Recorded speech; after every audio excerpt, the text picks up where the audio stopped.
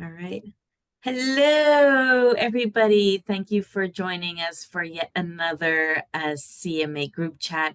Today, we're talking about marketing lists and the temptation to buy them, but that's a no-no. And our panelists here today will tell us why, how to optimize them, and how to send out the best emails that you have ever seen in your whole entire life after that. So, without further ado, I just have a couple of quick housekeepings for you. Please ask questions, put them in the chat. We know this is going to be a lively topic and sharing is caring. So if you have any ideas, tips, woes that things that you've done and don't want anyone else to live through PTSD moments, please put them in the chats. We are happy to share, come off camera if you're feeling a little adventurous today. All is welcome. This is our communities here for sharing. I would also like to say a big thank you to our founding sponsors, the Partner Marketing Group and the ERP CRM software blog. Without them, we wouldn't be here literally because they help us keep the lights on and keep this thing going every month. So thank you, Anya and Michelle. And Michelle will be also monitoring the chat today. Oh no, Michelle is with us. She is going to be chatting with us today. So it's going to be Anya. I didn't update my notes. So Anya will be monitoring the chat because, reading and talking sometimes is hard for me. So if I miss something going on, she will be more than happy to jump in and make sure that you guys are heard and that your questions are answered. So here we go. This session today, in case you booked this a long time ago and you forgot already, it's about marketing lists. So without any further ado, this is the hour of Natalie's. So we're going to have Natty and Natalie to kind of, keep them separate. And Michelle, you can be an honorary Natalie as well Okay. for today. So, Natty, why don't you tell us a little bit about yourself?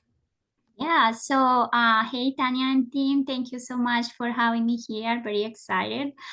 I am the senior marketing campaign manager at Velasio. I've been doing marketing for over 10 years. 7 of those years have been focusing only on B2B companies. Um, Casually, this is my second year anniversary. It was this month at Velasio, so very exciting. I love working with Velasio. We have basically Velasio is one of the top Microsoft business apps providers in the US. We support clients with everything related to Microsoft, all the way from Microsoft 365 to ERP and CRM. So we have over 450 employees supporting our clients.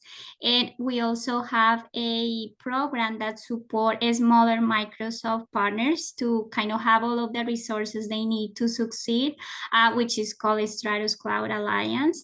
And honestly, the best part of my job is that I am able to test different marketing initiatives constantly. And having a good database, a clean database is definitely part of the success, because if you are able to track the correct outcomes from the audience that want to buy from you, you are going to be more successful. So very excited to be here. We're excited to have you and can't wait to hear all about your tests and what works and what doesn't in a little more detail. And Natalie, a star in the dynamic space back in the day. We're happy to have you back. So tell us what you've been up to. Sure. It's great to be back. Hello, channel friends. I am Nathaly Jackson. I'm the director of demand generation at CBIZ. So CBIZ is a large tax accounting, finance, benefits, insurance, retirement, investment, technology. We sell more than 300 different services that are what I would call business critical services. So we are definitely very familiar with the B2B space. That is the bread and butter of what we do. And then I am sort of overseeing a lot of the email strategy. How do we coordinate 300 different services and their requests, desires, and wants and needs from email? So email is definitely my favorite channel. Don't tell the others that I said that, but I'm excited to be here and talk a little bit more about list strategy. I think it's everybody's favorite. We just don't want to admit it, even though we never say we have a favorite. And last but definitely not least, Michelle, one of our founding members, who's not going to be so camera shy and be on the panel to pinch hit for us today. So tell us a little bit about your company and you. So I'm Michelle Glennie from the Partner Marketing Group. We have been in the channel for 17 years now, which is actually kind of crazy to think about that it's been that long. We work with partners and ISVs to help with their marketing. So today you'll see a change in programming for those of you that signed up. I am filling in for Hannah since she was not able to be here at last minute. So hopefully I can bring in some of the experience that we've seen with partners and ISVs throughout the channel, especially when it comes to building lists, because it's a major topic that we get asked a lot about. And you see it from a lot of different partners too. So you'll see, you've seen a lot of things work and not work over the years. So oh yeah, we've seen a lot of bad things. Yeah. But a lot of good ones too. So we're Good gonna ones too, yes, we're but gonna lots hit of on bad both. things when it comes to lists, and then the right ways to do things right. So hopefully we can talk more about how to build those lists properly. Yes, and it takes a lot of hard work and effort. So we're going to jump right into it on why you should not buy a list. Natty, why don't you kick us off? Other than, GDP practices and all that, badness. So Yeah, so I think that the first thing that why people start buying leads is because they think that their list is not big enough. So they need to find a quick way to get a big list, and then they go on Google and then they start looking for all these vendors that can sell you anything. So you have access to any type of list you want. And then the problem with that is that besides, of course, GDPR compliance, legal issues, and privacy concerns, as a marketer, somebody talking? So besides all of that, you are also in a very bad position, because instead of you working on trying to get or generate a very good lead magnet, or finding ways to create or to get leads organically, you are just following, or you are like kind of thinking, oh, I already have a big list. Why do I need to work harder if I already have a list? But that's not like the whole story. You need to make sure that, first of all, people care about your content. If they didn't sign up for anything that you are proposing or presenting, there is a big chance that, yeah, you can have tons of contacts that happen to be part of your ideal customer profile or your audience, but the reality is that they are never going to buy from you, or they are not going to be interested in what you have to say. So it's not only about all of the legal and privacy concerns, but also how you can be a better marketer by actually getting leads organically, and also making sure that all of the efforts that you do in terms of content, channels, all of them, you are actually testing them with your actual buyers, as opposed to with a lot of people that, again, don't care about your brand, never hear about your products, and are probably not going to convert. yeah, we got a comment earlier today and on LinkedIn going, yeah, you buy a list and then someone's like, so what's BC? Like that's never a good start to the conversation. So definitely working hard to get people who know even a slight bit about you before you start messaging them is super important. So what are some of your tactics for building a said list? Natalie, why don't you kick us off on this one? I mean, yeah, sure. I think it's the first thing we have to do is think about what channels are for what purposes. And email is not a lead generation channel. Email is a relationship channel. So when you are using email in your strategy, your tactics change. It's not about lead generation. And honestly, I would argue it's not even about clicks, which I know is something that might feel a little bit sacrilegious to say. But what you're really trying to do with an email is you're trying to build the relationship that is needed at the moment. So if that's a client, how are you going to establish trust? How are you going to continue to showcase that you are the right partner for them? And that's not by pushing services, and that's not by pushing opportunities. It's about providing guidance. It's about providing support. It's about saying, hey, I recognize your individual and unique needs, and I can help you solve them. If it's a prospect, I mean, I think what we have to think about is, well, what does a prospect need? A prospect probably doesn't need to be bulk added to your newsletter.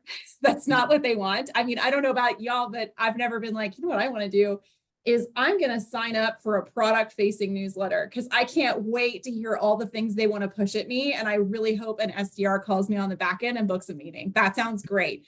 No, I mean, we are at this moment in time digitally distracted. Our attention spans have fallen from 75 seconds in 2012 to 47 seconds in 2023. So if you're thinking about using email effectively as a channel, you have to be thinking about, how am I saving somebody time? How am I getting the right message in front of them at the right moment? And is this a message they even want to see in the first place? So when you think about, how do I grow my list? I mean, it's really about being in the places where you would find a prospect. Do you have an email capture on your website that they could organically choose to sign up to? Is your content on that site good enough that they would even want to sign up in the first place?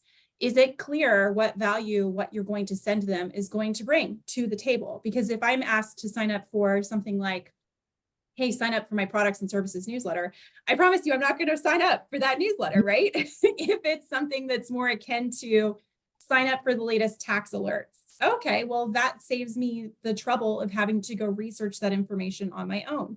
So I think we also have to ask, like, at the moment of, how do I grow my list? What are you trying to grow it for? What is the point of the list that you're growing? Is it just lead generation? Is that list in service to you and your sales team? Or is that list in service to the people that you're trying to send it to? And that is where I think you can actually start to see organic growth in your list. Are you somewhere where they're already going to be organically? Are you asking in a polite and respectful way? And is it clear what value you plan to bring to the table? And it takes time. It takes time. I'd rather honestly have a small engaged list that was grown organically than a gigantic list full of people who aren't engaging. And if we have topics ahead for how the email gods have changed their deliverability metrics to support that, I would love to get into that too. We might have time at the end. We'll open it up to the delivery gods topic of conversation. But I think it's so important that as marketers, we are so, especially in the B2B channel, to go like, hey, buy my stuff, learn about this cool new feature. When it's like, yeah, no, we have to give before we ask. And what are people wanting to know? They want to know about what's going on in their industry and what's happening and stuff like that. Not so much about what's the cool new feature that's coming out, even though I understand that's very exciting stuff too, but we have to try to hold back and not say that right away. So Michelle, have you seen anything else of how to build your list, or any tactics that you've seen that are cool to get people more on board than others? Yeah, I think, having different levels that they can opt into. Going back to some of what Natalie said, if you're educating versus talking features and functionality and product, and you're honing in on what their pain points are, they're going to be more inclined to sign up for different communications from you, right? Nobody wants to read a newsletter all the time. We put them out there hoping that somebody will look and read. The more informative things are, the more likely they are to read it, And then, of course, your audience, the smaller the list, sometimes that's better. The right prospects are always important too. And I know we'll get into a little bit more of that. But I think some of the things that we've seen is, obviously, if you have the right email tool, you can set it up on your website to allow them to select what they want to receive from you. So that has helped. People are ungating things more often than before, right? So infographics, even ebooks, all of those things, we're giving that to people. So unless you have the right tools to track the metrics on the back end of your website, that cuts down on the list that some people can create. So there's different levels of complexity there that's going on, but we still see a lot of partners and ISVs having success with gating a few things, right? So something that takes more time and effort that you're giving a white paper, a report, you'll sign up and give your information to Gartner for things like that, right? So you can get some of those things. The other avenues I would say that we've seen some partners have success in is through industry publications. You're not necessarily building your list with theirs, right? You're working with them to send something out, but those people that are interested are going to be the ones to communicate back to you. And then you start to build a list that way. And then, of course, there's events and things like that that help you gauge a level of a prospect's interest in things. Michelle, another one that I often like to recommend, because those are great tips, is have you involved your sales team? So Right. I think as your sales team is doing outreach, yes, there's a percentage of people who are actually ready to have a meeting, but can you empower them with links that are either to some of your gated pieces of content or to webinars or to sign up links where they would feel, maybe I'm not ready to have a meeting, but I'll click on this link and I'll download the white paper, or I'll attend the webinar, or I'll sign up for communications. I like to use those as like a secondary CTA in sales outreach. So primary CTA, of course, is like, hey, can I book a meeting? Or sometimes it even works if they're trying to develop a relationship with someone that they don't have yet, and they're emailing that person one-to-one. Maybe we can coach them to lead first with the content piece. Hey, wanted to reach out. I have this really excellent piece of content. I think it's related to people in roles like yours. Check it out here. If you see anything of interest there, or maybe you want to schedule some time for us to debrief on what you saw, you can schedule a meeting with me here. So then it feels less pushy from their end as well. And it helps you as the marketing team get the people they're trying to work back into a nurture phase. Yeah. And even breaking things out by role, right? If you break your content out by role and have certain things with different groups that you're speaking to, because you're going to speak differently to IT versus the CFO or the CEO, right? So you can have, you're thinking about your content, you're thinking about those roles in the content, but think about your communications that way too. Webinars are huge. That's where we see a lot of people get a lot of ways to build their list. If the topic is right, that's the other thing too. Again, it can't be a sales pitch. People don't want to come to a webinar. They have better things to do if it's just going to be a sales pitch. So what can you do? What can you offer? What kind of roundtable? Those are the kinds of things that help you build your list organically. No, and I think that so rude of the industry changing, and we have to work now for leads and stuff, but I think the quality of leads that are going to come out of it are much better because we're being more mindful in segmenting and who's the audience. And like Natalie said, it's not a lead gen strategy. It's really about a relationship. And this relationship is something that we have to build over time. And patience is definitely not my strong suit, but I think when it comes to this, we have to look for our small wins and how can we go and get a little more every time by being mindful of the content that we're offering. So I hope everyone is taking notes, and shameless plug, you can go back and view our other chats where we've talked about all of these other topics on content and things like that to kind of bring the whole package together. So moving on now, Natalie, what doesn't work? I think we're really good at saying what we should be doing, but what should we stop doing, or what, like, you've tried it, doesn't work, time to move on, put an X in it? Oh boy. The list is long. I think Well, we still have 40 minutes, so I think that the biggest one is the auto enroll somebody to your newsletter. To me, there's two primary categories. There are lots of nuance within this, but two ways that you should be thinking about emails on the back end of, say, a webinar.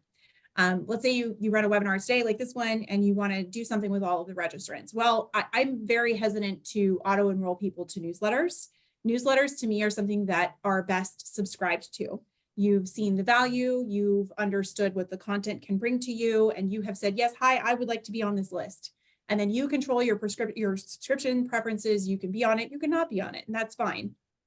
To me, a nurture is something different. And a nurture is what I would say is really what a lot of people would think of as a newsletter, but they're two very different strategies, right? A newsletter is informational. A nurture is, hey, what do you need to hear from me right now in your buyer journey? And kind of thinking about bifurcating that when you have major content pieces, or when you have a webinar, or even post event, How are you splitting people up so that you're saying, hey, would you like to opt in versus am I going to nurture you for a little while and see if you're interested? I would say be very careful about when you do outreach. I think a lot of times people get excited about, hey, I got an email address. Let's have sales call them. They are not ready for that. So making sure that you have an agreement for, hey, we're going to wait until there's a certain threshold of engagement or until those people proactively raise their hands, I think is going to help a lot. The more aggressive you are on the back end of a form fill, the more likely people are to unsubscribe. And so you're probably thinking like, well, what does it matter if I have a salesperson reach out? Well, they'll unsubscribe. And once you unsubscribe somebody, they're gone. All that work, all that effort that you put in to get them to give you your email address in the first place, all of it's wasted. So I think once you get an email address, you have to be very protective of it. You have to be very careful with what you do with it. You can't just do anything. You got to monitor frequency. Sometimes you hear people say like, hey, well, if I just email every day, they'll probably respond. No, I mean, think about how you are as a buyer. If I don't have it in my budget right now, I can want it super bad, but if I can't afford it or I can't get approval, I can't buy it. That doesn't mean that we need to go away as email marketers. It just means we need to be reflective that that person is interested and needs to continue to be nurtured, but they aren't ready to buy. So I would say the other thing is the other big takeaway that I would say doesn't work is thinking about your email as like a short-term strategy. We are in B2B, which means that the average buyer life cycle is probably somewhere for everyone on this call between 6 months and 5 years. So if you're in a 5-year buying cycle and you're like, I'm only going to email, like once or twice after a webinar, you are missing the boat. So how are you creating content that is supportive and helpful and distributed at a slow pace over time, over the course of many years? So I would ask yourself like, hey, is my nurture program set up for a week or two, or is it set up for 5+ years? And how am I making sure that I'm taking care of that email address over the long haul? Because I don't want to lose them by oversending or having somebody follow up with them too quickly or sending them email newsletters that are about product and not about support and services. So it's treat them with care, I would say. It's the short answer. And I think we already spoke about my level of patience, but I think it's really that, and to have that conversation too with the sales team that, okay, don't be a shark. We gotta, it's a marathon, not a sprint, and having that sales and marketing really work together and figure out what that sweet spot is super important to not scare them off, because we get all excited and we can't be eager puppies all the time. We have to kind of, maybe be the cat, like, oh, you want this? No, okay, I'll come back later. Let's see. So I don't know if that's a terrible analogy, but I think we're gonna go with it for today. But I think that's why we as marketers get pressure to purchase lists, is because it's looked at as a silver bullet. You mean I can buy all the CFOs at the target companies that I want to approach? Like, yeah, that sounds really exciting. But I think it's our job as marketers to say, they're not going to know us. I know Nathaly said this, like, they're not going to know us. They're not going to be ready to talk. And the likelihood that they're going to unsubscribe or even worse, put you on a block list is far greater than the fact that you might maybe get a yes. You're probably not going to get any yeses, but the likelihood that you'll wind up on a block list as part of that is a very real possibility. Yeah. And education to those who may have done this in the past or read a blog post somewhere that this is the silver bullet. It's our job as marketers to really educate them and go to like, no, that's bad, that's a no, and explain why and what other value add we can do for it that way. And then the flip side of it, if you do pander and buy the list, and then it gives you a terrible open rate and no clicks and all those other vanity metrics that they look at and they go, why didn't it work? You don't want to serve them a big old glass of I told you so juice either. You kind of want to save that money and budget for something that's a little more useful. So speaking, can I ask a quick question before we move on to maintaining your list? Just real quickly, for a brand new company, or maybe somebody who's just starting a new ISV company or something like that and has no list, what would be, and they're the ones that are so tempted to buy it, right? What would be your suggestions to try to ramp up that list in the very beginning? I hate to say it, advertising. Like, you can't, I think the biggest point of failure for marketers with email is it's free. Hey, it's free. Like I can use it because it's free. It's not free. There's an upfront cost to it, and the upfront cost to it is advertising. And you have to develop brand awareness first before you can expect to receive subscribers.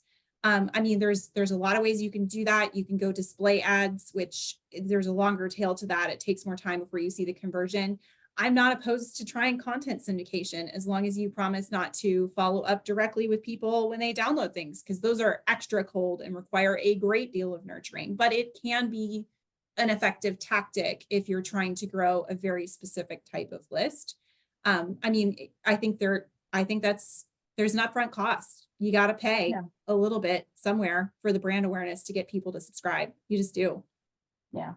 Yeah. And that comes in content too. I would say they need to create some content that is unique to them, that's thought leadership, it's not product focused, to have a give, to be able to get back, right?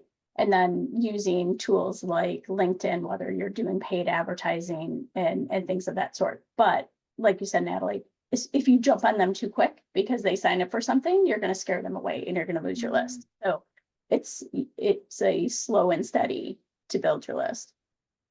Yeah, Marathon. I will also probably add that networking is the best way for you to get like leads. Sometimes, yeah, maybe you don't want to go to that event because you are gonna see all these people, but honestly, to me, it's the best way to get leads that are gonna be very good and that you are gonna be able to nurture. And sometimes I understand, because I work for smaller companies where the budget is very limited, you don't have a lot of resources. Go to your local chamber of commerce, join events that are related to your industry. You don't have to be a sponsor, just go there, hang out with people. They get to talk to them so you know what they are looking for, so you can change your messaging and kind of do it in a way that is probably more like a standard marketing, not very digital, but at least you are gonna be able to get contacts that know you, right? Because you interacted with them, because they talk to you. So that's probably one of the other options that you have when you are starting a company. Oh, that's such a good point, because we get so hung up in digital, we forget that there's still, old school ways of doing things that still work really well, and we can shake hands again. It's 2025, so getting your face out there and meeting people, and that will definitely help engagement too, because they'll remember your company a little more because, oh yeah, well, I remember seeing that. So no, that sales and marketing cycle and how that works together is more important than we thought. So we also have a question that came in from Alex going, how do third-party platforms like Enlift or Zoom Info fit into this? We pay for those tools and we use the data to target companies' domains and even stock employees on LinkedIn, but it's not quite the same as buying a list, right? Winky face. I mean, it depends. Are you emailing them? Because if you're emailing them, I think it is very similar to buying a list. Now, I think there's a big distinction between, I have a soapbox that I've been on lately, and that is that marketing should own sales enablement technologies, because this is something that you could potentially run through a sales enablement technology, which is kind of like email marketing. It's just one-to-one, and it's controlled on a one-to-one basis rather than having a bulk send. So I would say bulk send, no. One-to-one send, maybe, as long as you are respectful of their preferences and they have a way to say, I don't want this anymore. And it's highly targeted. I think it can work. I think you just want to stay involved as a marketer and take care. The risk here is a reputation. The risk here is that if you don't monitor it, you could wind up getting your entire company domain on a block list. And you could live in fear that one day your CEO will log into Outlook and they will not be able to send emails because your entire domain will be on a block list. And that's what we want to prevent from happening, because that would be an earth-shatteringly bad day for any marketer. For anyone, forget just marketing, like in general. So Alex, hopefully that answered your question. If not, you can come off mute or put a follow-up in the chat, and we are going to keep this moseying on. And this one is for you, Natty. How do you decide if your list is the right size? You talked about it at the beginning, but if you don't mind going into a little more detail now on the size of your list. So I don't think the size of the list really matter. I've been in companies that have thousands of leads or contacts, and then you email them and you don't get anything, any responses. And then you are in this company that has done has gotten their leads in the right way, which is organically through events, all these things that we just discussed. And then you send a smaller list, and then you get a lot of responses. So that happens because you are really engaging with them. So to answer your question, there is no really a specific benchmark for the right size of the list. It's more about like, how are you able to segment your list? To Natalie's point, are you gonna send this to prospects? Are you gonna send it to clients? Are you gonna send it to somebody that attended an event? Like, what is the intention of your email, and what is the list? What are the common traits that these lists have, so you can make sure that the messaging resonates with them. And from there you can define, okay, maybe I send it to this list, this messaging is not resonating, let me change it. But really, the size of the list should be the last thing of your worries, because you can have, it's better if you have a list with 5 leads that are gonna engage with you, as opposed to 5,000 leads that nobody cares about what you do. Yeah, and I think this is like that deliverability point too. Like, so there's been a big change in the email space in the last 2 years, where some of the inbox providers like Gmail, which considered Google for Business as a part of that, and Yahoo have said, hey, we are going to start dinging email senders if they're sending to email addresses that have been not engaged for 2 years or more. Now, for us as marketers, if we're hanging on to prospects on a list because we're thinking about size and not about engagement, you are really putting yourself into deliverability hot water. Mm-hmm. So I know it feels really scary to say, I'm going to take out everybody from my list who has not been engaged for the last 2 years, but it's far and away the safer route to take with some of the changes that these major inbox providers have outlined. And I think on top of that, we also have to consider that the average B2B list has about a 25% attrition rate every single year, just simply because people are changing jobs. Now, if you're sending to those people as well, that could be a deliverability risk in the form of hard and soft bounces. So, I mean, making sure that you're taking care to say, it's not about size, it's about engagement, and really reframing, like it doesn't matter how many people are on the list. That's a great point. It doesn't matter if it's 5 or 5,000. It matters, are they engaged? Because if they're not, you really need to start thinking about pulling them off the list and maybe take them to a different channel. That's okay. Just don't do it in email. Find somewhere else to reach them. Such a good point that we try to keep banging that nail, and you're like, no, maybe that's just not how you want to reach them. And there are different channels out there, and keeping that list clean and engaged. I think that's going to be the word of the day today, is be engaged, and that's how you're going to get your followers up. So thank you. We're going to take a second to thank our CMA patron sponsors as our quick commercial break, so you guys can take a quick stretch while we do this. So thank you to the latest editions, Partner Talks, MSDW, and Vicinity, for joining our community. And then thank you for continued support from Marketeeri, OMSI, and UST Pay for their continued support in our community. It allows us to keep these events going, keep them free, and it helps, keep growing this community. So thanks again for your support.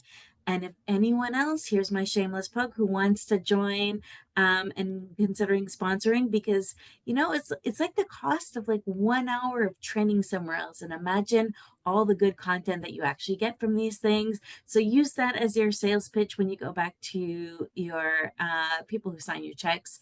So go visit our website /patrons to get more information there. Please help continue supporting our community. And thank you to all those who already support us. So now back to our regularly scheduled program. And now we've talked about how to build a list. Now let's talk about how to maintain that list. So Michelle, what would you start and stop doing that you've seen happen or badness happen that we should be doing to maintain a clean list? We talked about engagement. Is there anything else, or what can we do from an engagement standpoint to really beef Yeah, it up? so this is a huge thing that we work with our clients on and trying to get them to maintain their list. And that means going in, and it might be making them smaller, like we've been talking about. Because once somebody comes on your list, they should not be on your list indefinitely, right? They may not be the right person. They may have changed jobs, like Natalie said. These lists change so quickly. Personally, like we actually have somebody going through our list on a regular basis, and we're taking names out because you get people who contact us that are bogus form fills. Guess what? That goes into your list. If you're emailing that out, that starts messing with all of your rates and your bouncing and things like that. So that's going to be huge in maintaining that. And even having somebody, this is a great intern job, even if they're going through and saying like a block at a time, like I went through these, do some research on these people, going out, checking out, are they their LinkedIn profile, their website, are they still listed there? So it takes a little bit of digging, especially if you have an old list or a very cold list. This is essential. So we see that with ISVs and partners needing to do that when they haven't been emailing. But then it's taking that list even further outside of email, right? So for mailing, there's still mailing out there. People can still do mailers to their prospect list, or especially when targeting in an ABM campaign, you want to make sure that that is updated and that you're sending to the right person. You can also use these lists in LinkedIn. You can upload, and depending on how clean your lists are, you can upload them and use them in your campaigns on LinkedIn. So that's another area outside of just emailing. So maintaining them is going to be essential for you. Even if it's down to the domain name, right? We see some people changing domains for mergers and acquisitions too. So how much of these emails have changed? How much have the domains changed? So it's all of those little nuances that you need to take care of on a regular basis. And I think that email, like an email address is not just for email. We have to think about Right. how else we can use these in our contact base, and that going back and forth and making sure that your list maintains a level of cleanability. That's not the word, but like that you're keeping it up to date. I think that's the word of the day as well. Well, and that's where Zoom Info and Lyft, I know we talked a little bit about that. Some of those can help you do that, right? There's a bunch of tools out there that can help you clean your list. So it depends on how much you want to spend and what your budget is, right? So sometimes it's an intern or somebody who has some extra time to do it. And sometimes it's going to some of the tools that are out there that you can take it and run your list through. No, a good point that, in this day and age, there are tools out there. We just have to be mindful of like what we're using them for. But yeah, we don't need to do everything ourselves anymore in this new age of tools and AI. So, Natalie, do you have anything else to add on what we should start and stop doing to maintain your list? Yeah, I mean, we did talk a little bit about cleanliness, which I think is super important, and about engagement. I think I would literally say, think outside the inbox. Where might you find someone who would potentially opt in if only they knew that they could? And I think that kind of comes back to, what is the type of strategy that you're trying to run? And are you being proactive about understanding who is and isn't on the list in the first place? Like, do you even know who you want? Does that even look like a good prospect? And I think some of this comes back to like, have you had the conversation with your selling team about who is our ideal customer profile? Where are they located? And could we proactively serve advertisements or provide brand awareness in those locations, whether that's physical because it's a trade show or a networking event, or because it's digital, in which case we could serve ads to them in very specific areas, or content syndication. Hey, if I know I have 100 accounts and I'd really like to do business with the CFOs at those accounts, that's a great opportunity for a content syndication campaign that can at least get them to share their information and potentially opt in to what you have to offer. I think it can't just be email. I think sometimes we get too siloed in email as the solution, and it's the only opportunity that we have. So when you're thinking about building your list, you really do have to say, okay, this is like any other marketing campaign. A list growth campaign for email is a marketing campaign. Who can help me with it? Can I involve the sales team? Can I involve direct mail? Can I involve LinkedIn, digital advertising, sales navigator, all of the different channels that we have available to us? And then lastly, just like with any good marketing campaign, is the content there to support it? I can get my message in front of all of the right people, and if the content falls flat, they're not going to convert. So have I thought proactively about what is the content I'm putting in front of them? And is it in service to me and my brand? Or is it in service to the people that I'm trying to sell to? No, I think that content is always the crux of everything. And we got to keep that in mind so that we keep people sticky and keep people coming back for more, because we don't want them unsubscribing for boringness, where we are not boring people in B2B. I think we need to like bust that myth right now. So let's keep that in mind. Okay, but let's say we talked about all these other things where we're thinking outside the inbox. Well, let's think about the inbox. Let's really hone in on this, and let's talk emails. So, what are some tips that you have to creating compelling emails, and how do you get people to click and read and keep clicking and keep reading? So, Natty, how about you start us off on what are some of your queen of the email tips that you have for us? I love that you asked this because I think that sometimes we overlook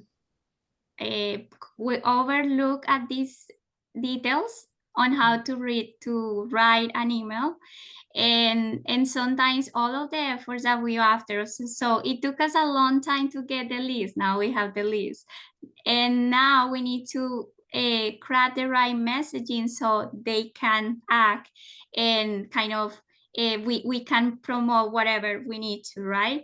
But sometimes I receive emails from different companies all over the place, and I am like, why, first of all, why do you even send this to me, right? And secondly, it's like, okay, I got to open your email, but your email is so long that it almost looks like a Bible. I'm not gonna read it. Nobody's gonna read it. So make it human, make it easy to read.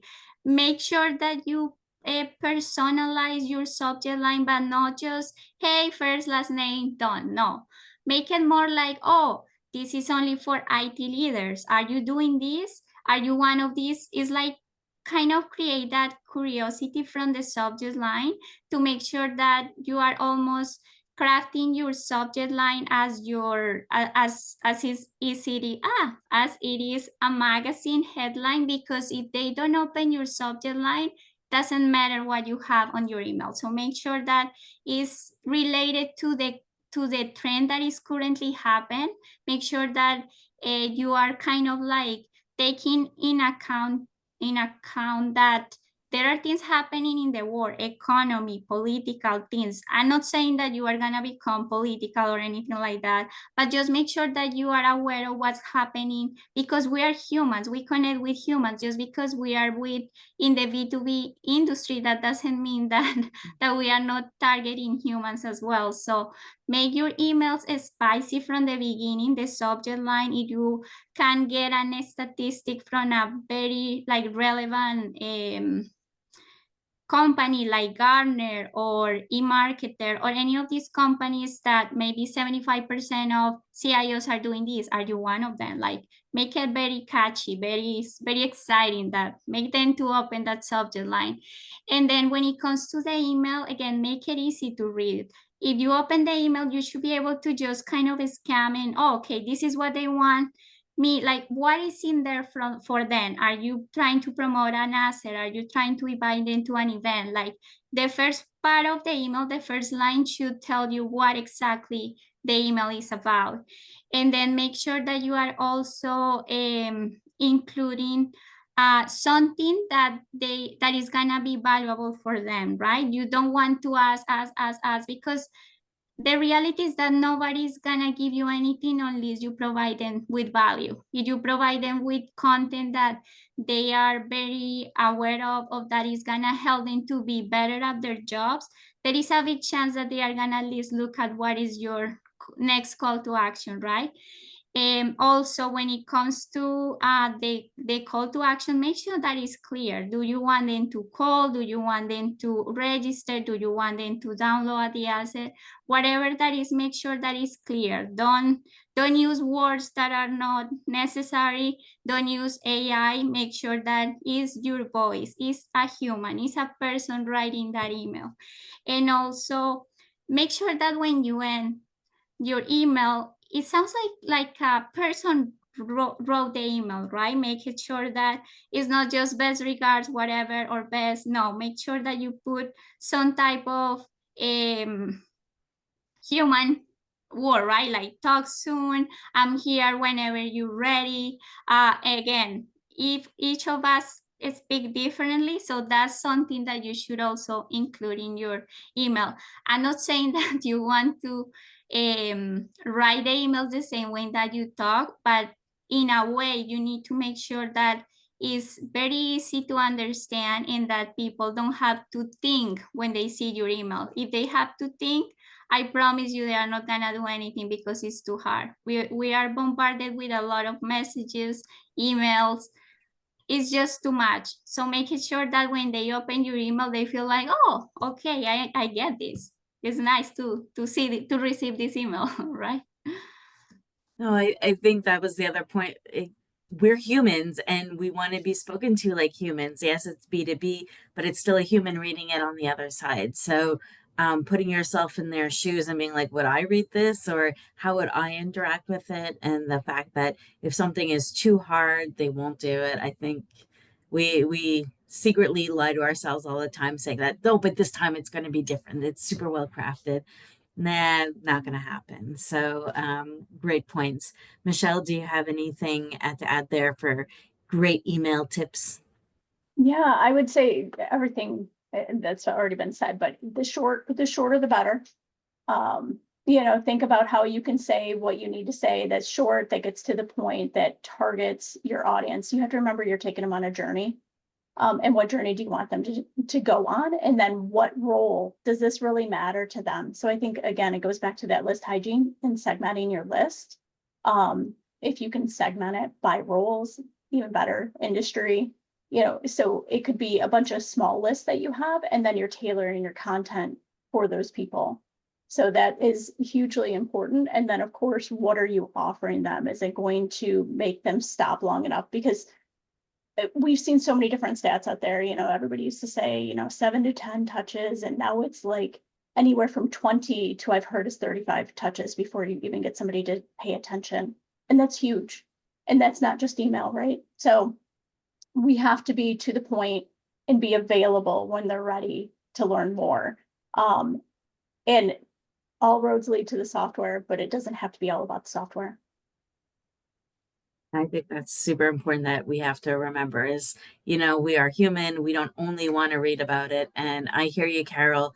I got a little sweaty too when I heard 20 to 30 touches, but I guess that's what happens when we're bombarded every day with so much more stuff and our attention span so much lower that we're like, squirrel, next, clear my cache, move on to the next topic. So I can believe it, even though it's scary and will probably give me night sweats. So well, you got to think of how many do they ignore before they look, right? So I mean, that's a part of those touches, right? Yeah. So no, no one ignores me. Come on. And I would say here's one other thing just recently, because it's very timely. So we came off of directions for those of us that were there.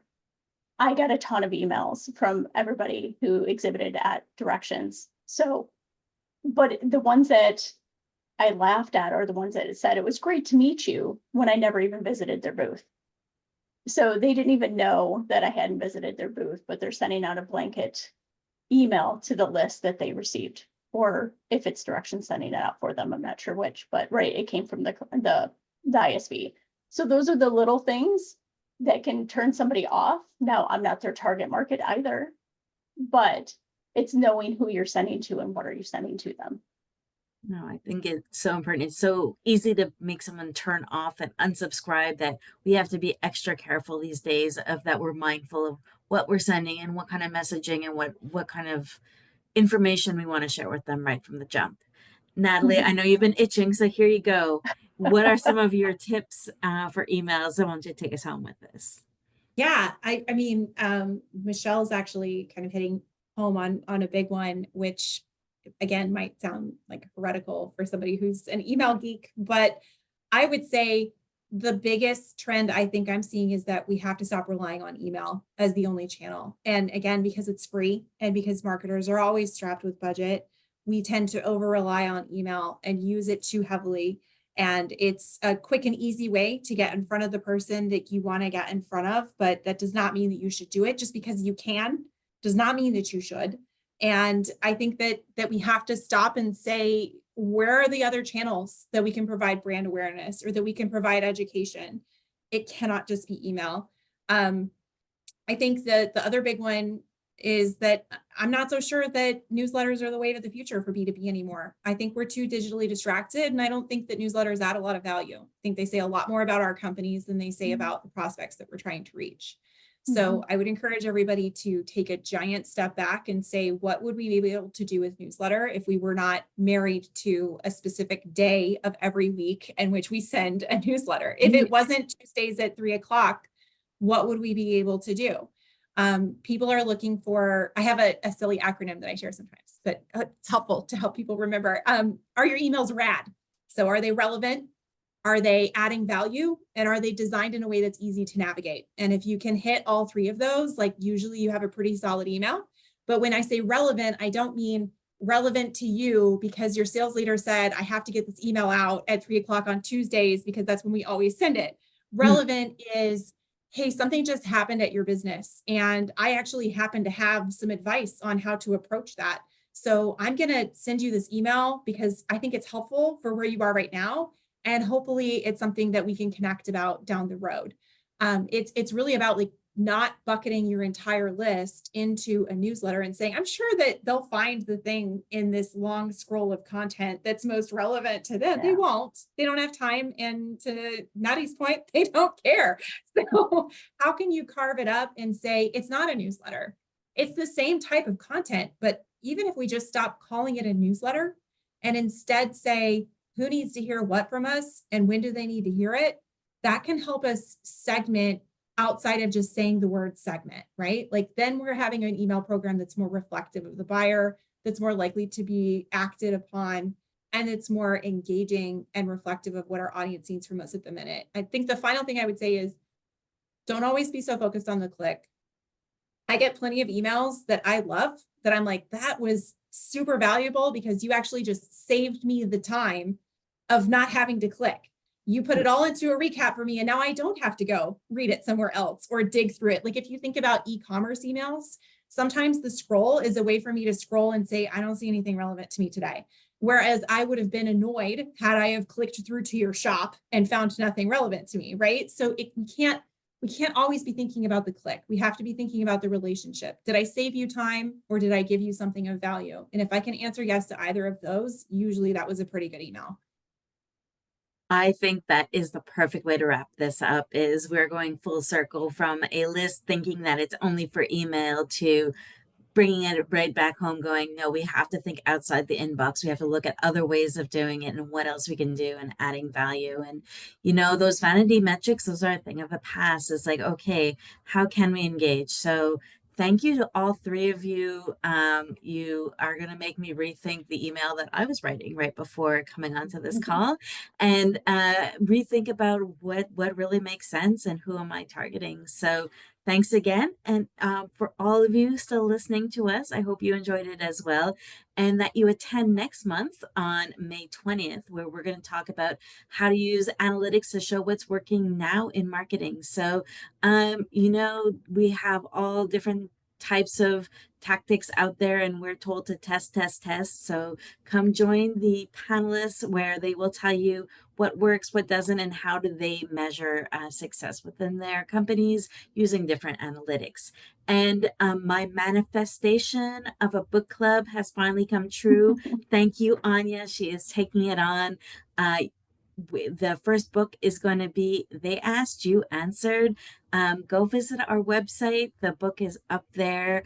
We are giving you guys enough time till July to, read it. I'm sure we all have a pile of marketing books that are on our to read list that kind of stay in eye shot but never actually get off the shelf. So this is a great excuse to join us and join our book club. Please do it. I think this is a great initiative, and thank you, Anya, for hosting our first one. And finally, last but definitely not least, if you've missed a session, whether it's a good excuse or not, I'm not going to judge, but go visit us at the Channel Marketing Academy website. Sharing is caring. Share it with your team as well. They are all up there except for the 1 month that we missed because we were so excited we forgot to hit record. So, but there's a blog article that's equally exciting that you guys might want to read on that. So thanks again to our team of Natalie's and Michelle for pinching in today. Thanks again, everyone. Have a fabulous week and see you next month.